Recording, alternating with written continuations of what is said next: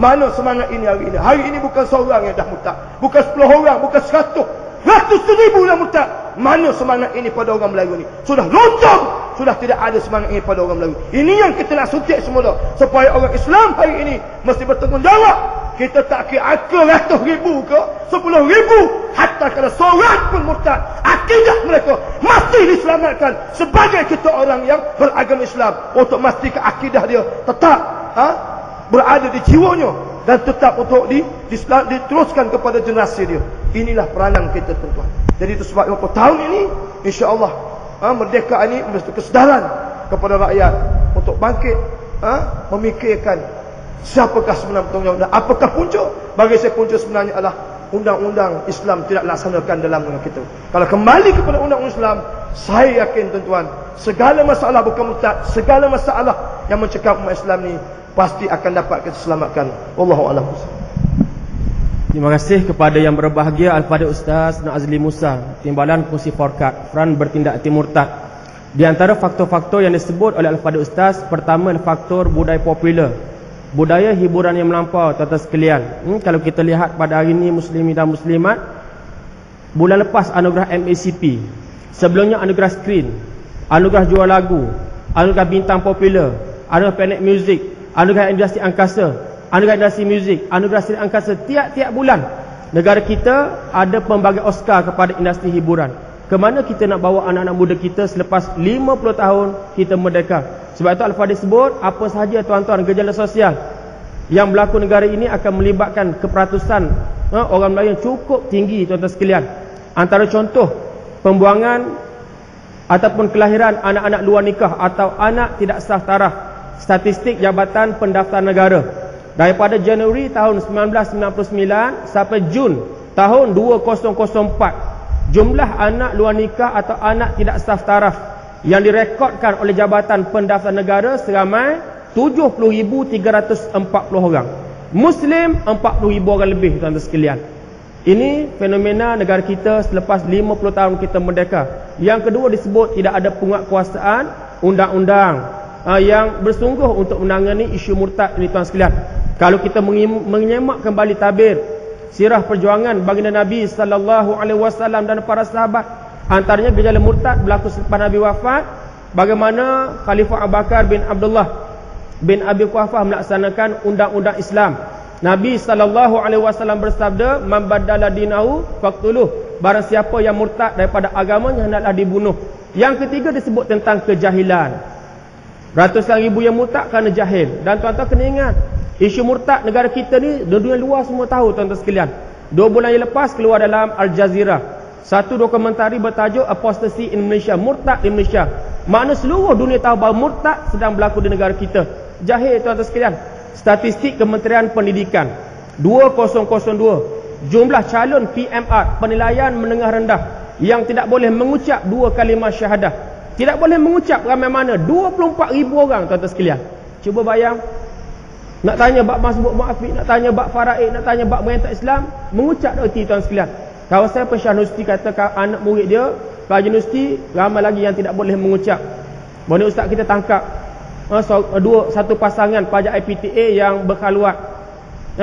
Tanya yang lelaki, "Adik, rukun sembahyang ada berapa?" Umur 21 tahun ni, tuan-tuan sekalian ni. Tunduk miling pada tak tahu ustaz. Ustaz kita jawab rukun sembahyang ada 13. Lupa ustaz, dia kata. Lupa tak apalah. Soalan kedua, rukun sembahyang yang ke-13 apa dia, adik? Dia tunduk lagi. Bengah kepala, melipat sejadah ustaz, dia kata. Kepala bapak mu, dia kata. Melipat sejadah rukun sembahyang juga, tuan-tuan sekalian. Ini cerita anak muda kita yang kata almarhum Maulana Madudi, kamu nak tengok masa depan Islam, kamu tengok anak-anak muda, anak remaja pada hari ini. Jadi kita pergi kepada panel kita yang kedua, Al-Fadhil Ustaz Dr. Azhar Yaakob, tuan-tuan sekalian. Mendapat ijazah pertama di Jordan, melanjutkan pendidikan master atau sarjana dengan tajuk Murtad, satu analisa di Lembah Kelang, dan menyambung PhD juga di Akademi Pengajian Islam Universiti Melaya, dan juga aktif dengan beberapa NGO Islam di Kuala Lumpur, tuan sekalian. Jadi Al-Fadhil Ustaz, bagaimana Ustaz melihat tahap kepedulian umat Islam negara ini dalam isu riddah ataupun fenomena murtad ini? Dipersilakan Ustaz.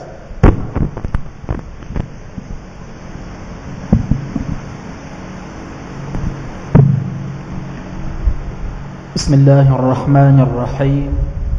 Assalamualaikum warahmatullahi wabarakatuh.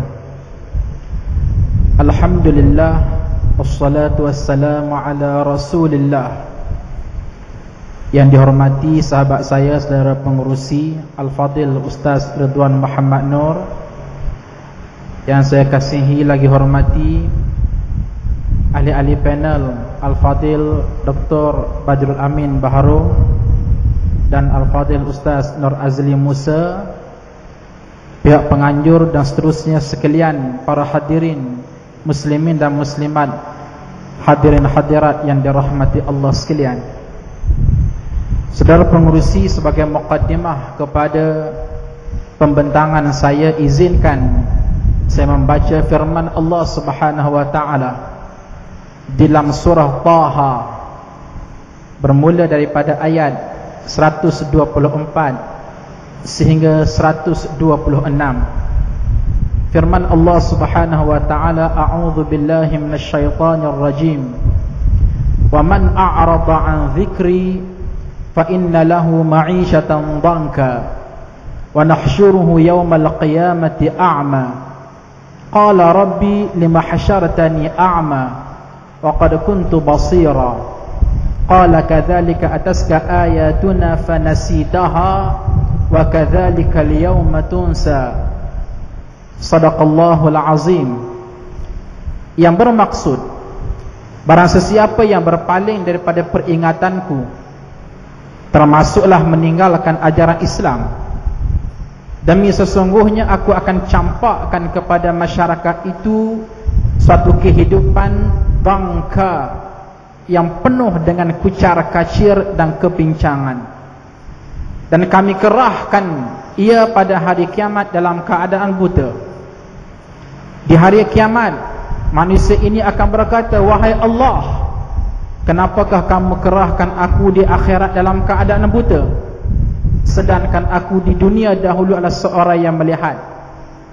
Lantas Allah Subhanahu wa taala katakan kepada mereka, demi sesungguhnya kami telah bentangkan kepada kamu ayat-ayat kami, tetapi kamu melupakannya, dan sekarang kami akan butakan kamu dan kamu tidak dapat melihat untuk hari ini. Saudara muslimin dan muslimat yang dirahmati Allah sekalian, kalau kita bercakap soal gejala sosial, barislah 1001 permasalahan gejala sosial. Namun yang paling induk mendasari kepada segala permasalahan sosial, sama ada buang anak, sama ada rogol, sama ada anak yang derhaka, sama ada anak-anak muda yang tidak dapat melafazkan 2 kalimah syahadah, bermula daripada mereka meninggalkan ajaran Islam yang sebenar. Bermula daripada mereka meninggalkan ajaran Islam yang sebenar, akhir sekali Allah Subhanahu wa taala mencampakkan kepada masyarakat tersebut dengan kehidupan dangka, kehidupan yang kucar kacir. Kita berbicara tentang isu riddah dan murtad. Saya ingin menyorot sedikit pengalaman kecil dalam perkara ini. Alang-alang pengurusi sebut, saya pernah membuat kajian ilmiah berkenaan dengan riddah. Saya akui, di mana pada tahun 1999 dan dikongsikan sedikit dengan tahun 2000, ketika saya diberi mandat untuk membuat kajian di peringkat sarjana berkenaan dengan angka kuantitatif murtad di Lembah Kelang sahaja. Penghujungnya kita mendapati bahawa nun di sana ada angka yang disimpan oleh pihak berkuasa, jumlahnya mencecah kepada 20,000 orang.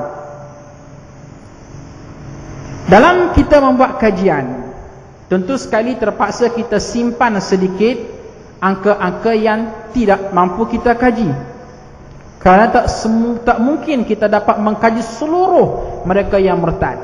Justru kita menggunakan satu